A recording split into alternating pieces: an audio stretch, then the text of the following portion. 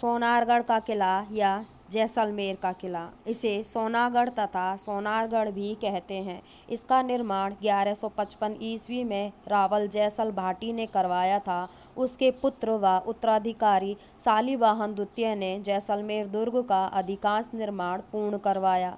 यह दुर्ग त्रिकूट आकृति का है तथा इसकी ऊंचाई 250 फीट है। इस दुर्ग के चारों ओर विशाल मरुस्थल फैला हुआ है। इस कारण यह दुर्ग धानबंद दुर्ग अर्थात मरु दुर्ग की श्रेणी में आता है। इसके बारे में यह कहावत प्रचलित है कि यहाँ पत्थर के पैर, लोहे का शरीर और काठ के घोड़े पर सवार होकर ही पहुँचा जा सकता है।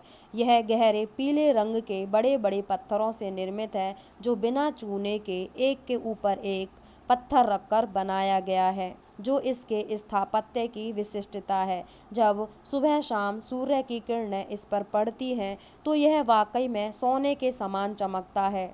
दुर्ग तक पहुंचने के लिए अक्षय पोल, सूरज पोल, गणेश पोल व हवा पोल को पार करना होता है। दुर्ग में कई महल, मंदिर और आवासीय भवन बने हुए हैं। दुर्ग में स्थित लक्ष्मी नारायण का मंदिर दर्शनीय है। इसे 1437 ईस्वी में मेहराबल बैरीसाल के शासनकाल में बनवाया गया था। इस मंदिर में स्थापित लक्ष्मी नारायण की मूर्ति मेड़ता से लाई गई थी। यहाँ 2.5 साके हुए।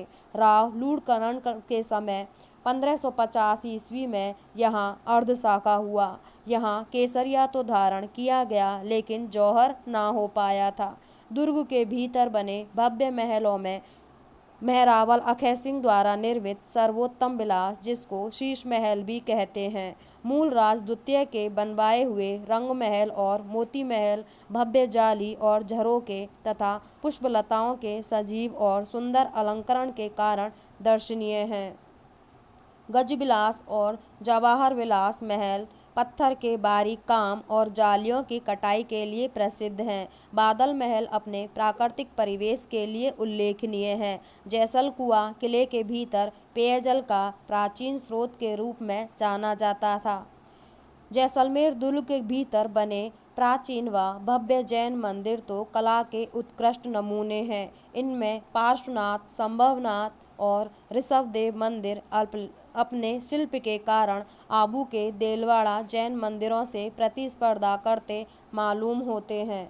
जैसलमेर दुर्ग की कदाचित सबसे महत्वपूर्ण विशेषता यह है कि इसमें हस्तलिखित ग्रंथों का एक दुर्लभ भंडार है।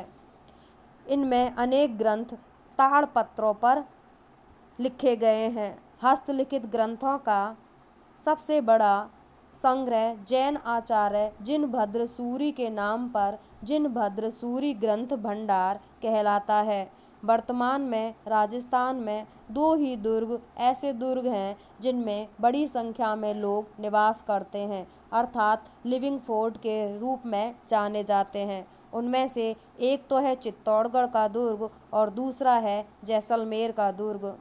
दूर से देखने पर यह किला पहाड़ी पर लंगर डाले एक जहाज का आभास कराता है। दुर्ग के चारों ओर घाघरे-नुमे परकोटा बना हुआ है, जिसे कमरकोट या पाड़ा कहा जाता है।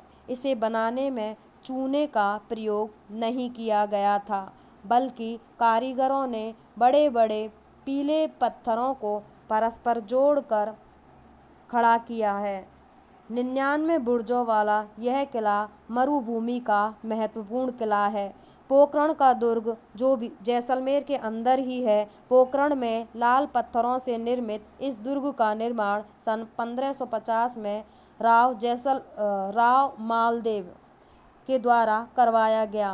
किले में मंगल निवास, संग्रहालय, तोपें, द्वार, बुर्जियां तथा सुरक्षात्मक दीवारें देखने लायक हैं।